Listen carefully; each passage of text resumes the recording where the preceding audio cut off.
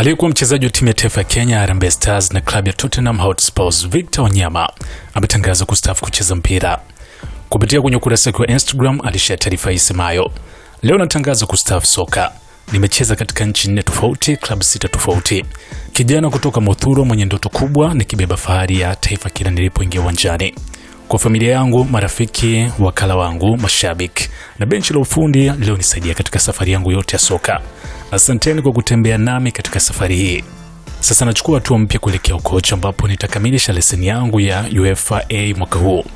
Hiyo ndio taarifa ambayo alishare na kutangaza rasmi kwamba tayari anachana soka kwa kuwa mwanamichezo.